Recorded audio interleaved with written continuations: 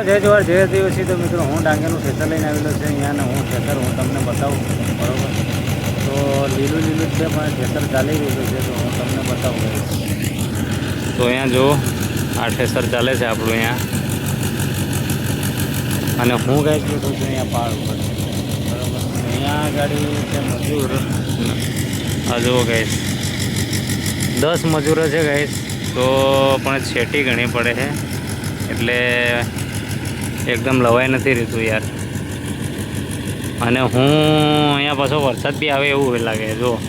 હું બેઠો છું અહીંયા પહાડ ઉપર બરાબર અને બધું લીલું હોય મને